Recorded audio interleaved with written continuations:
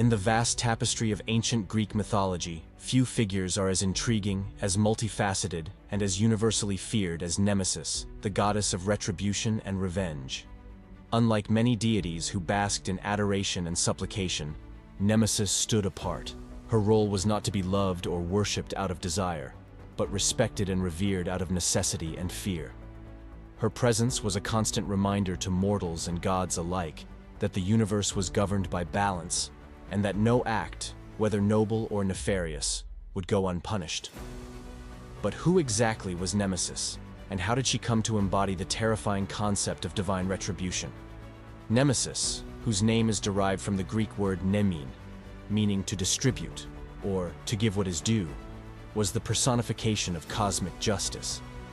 She was not merely a goddess who sought revenge for wrongdoings. She was the embodiment of the idea that the universe itself demanded equilibrium. Every action, every thought, every deed was subject to her scrutiny. In her role as the dispenser of justice, Nemesis ensured that those who committed acts of hubris, excessive pride or arrogance, were brought low, often through their own actions or by the hand of fate. The origins of Nemesis are as enigmatic as the goddess herself. Ancient texts provide varying accounts of her parentage, reflecting the complex nature of her character. According to some myths, Nemesis was the daughter of Nyx, the primordial goddess of the night, and Erebus, the god of darkness. This lineage placed her among the oldest and most powerful deities in the Greek pantheon, emphasizing her connection to the primal forces of the universe. Nyx, her mother, was a figure of immense power and mystery, often depicted as a shadowy figure who brought the night across the world. Erebus, her father, personified the deep darkness that existed before the world came into being. With such parentage, Nemesis's role as a force of inevitable justice seems almost predestined.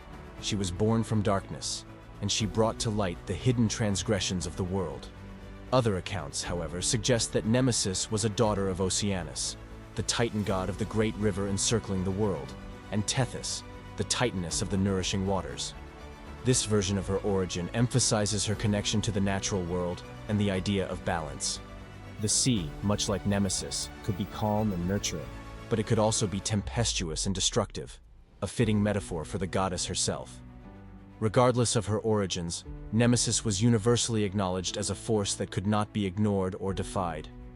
Her presence loomed large over both mortals and gods, a reminder that justice, once set in motion, was inescapable. One of the most enduring myths associated with Nemesis is the tragic tale of Narcissus, a story that has transcended its mythological origins to become a cautionary tale for the ages. Narcissus was a youth of extraordinary beauty, so much so that everyone who beheld him was struck by his appearance. But with beauty came arrogance. Narcissus scorned all who loved him, believing himself to be above them. He showed no kindness, no compassion, only disdain for those who admired him. But his pride would not go unpunished. Nemesis, seeing the cruelty in his heart and the pain he inflicted on others, decided that Narcissus must learn a harsh lesson. One day, while Narcissus was wandering in the forest, he came upon a clear, still pool of water. As he leaned over to drink, he saw his reflection in the water's surface.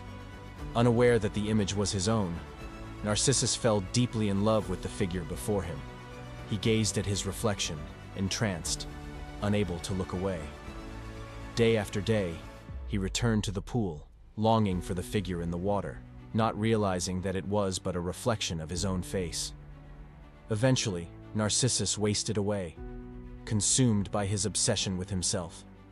His body withered, and he died, his life consumed by his own vanity. In his place grew a flower, the narcissus, which to this day bears his name.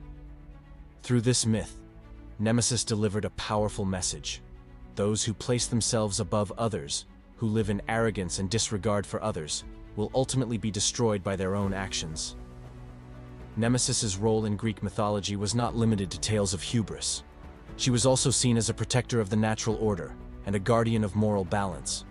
In another tale, Nemesis intervened in the life of a mortal who had violated the sacred bond between parent and child.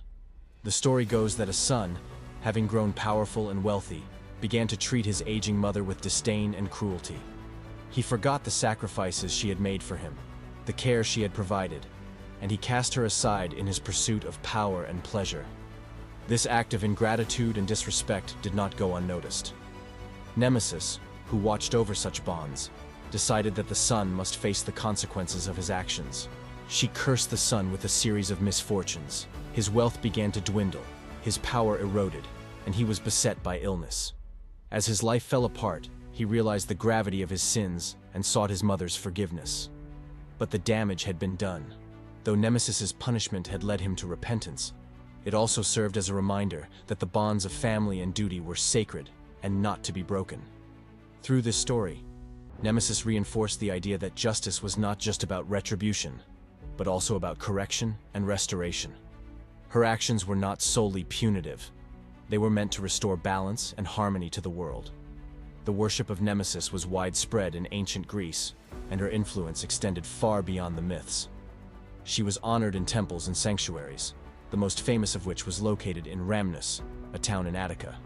The Temple of Nemesis at Rhamnus was a place of solemn reverence, where pilgrims came to seek the goddess's favor or to atone for their sins. The temple housed a grand statue of Nemesis, sculpted by the renowned artist Agoracritos, a pupil of Phidias. This statue, carved from a block of marble that was said to have been intended for a Persian victory monument, stood as a symbol of the goddess's power to bring down the mighty and humble the proud. The Rhamnus temple was not just a site for individual worship, it was also a place where the state sought Nemesis's protection, particularly in times of war. Before battles, soldiers would offer sacrifices to Nemesis, asking her to ensure that justice would prevail on the battlefield. They prayed that she would punish their enemies and spare them from her wrath. This aspect of Nemesis's worship highlights her dual role as both a protector and an avenger. She was a goddess who could bring both victory and ruin, depending on the justice of the cause. Nemesis's influence extended beyond the physical temples and into the very fabric of Greek society. The concept of adrastia, another name by which Nemesis was known, encapsulated the belief that no one, not even the gods, could escape her judgment. Adrastia, meaning the inescapable, was a term that reflected the omnipresent nature of Nemesis's power. In Greek culture, the idea that justice was unavoidable, that every action would eventually be weighed and judged, was deeply ingrained. This belief helped to maintain social order, as people were constantly reminded that their actions, both good and bad, would have consequences.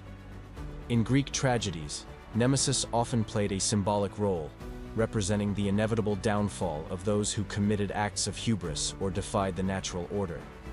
Playwrights like Aeschylus, Sophocles, and Euripides used her as a narrative device to explore themes of justice, fate, and the limits of human power.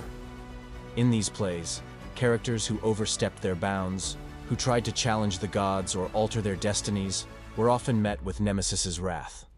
Her presence in these stories served as a reminder that the universe was governed by laws that even the most powerful could not defy. Nemesis's legacy has endured through the centuries, influencing not only literature and art, but also modern concepts of justice and retribution. The term nemesis has become synonymous with an unbeatable foe, or a force that brings about a person's downfall. This usage reflects the enduring power of the myth, where Nemesis is seen as an inevitable consequence, a force that ensures that balance is maintained and that no wrongdoing goes unpunished. In modern times, the idea of Nemesis resonates in our understanding of justice. We see her influence in the belief that what goes around comes around, that there is a moral arc to the universe that bends toward justice. While we may no longer invoke her name in prayers or build temples in her honor, the spirit of Nemesis lives on in our laws, our stories, and our collective consciousness. She reminds us that justice, though sometimes delayed, is ultimately inescapable. Essays we reflect on the mythology of Nemesis. We see that she was more than just a goddess of retribution. She was a complex and multifaceted figure, embodying the delicate balance between punishment and protection, destruction and restoration.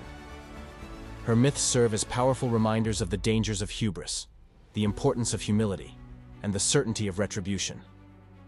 In a world where justice is often elusive, the figure of Nemesis offers a timeless reminder that balance will be restored, and that no deed, whether good or bad, will go unanswered.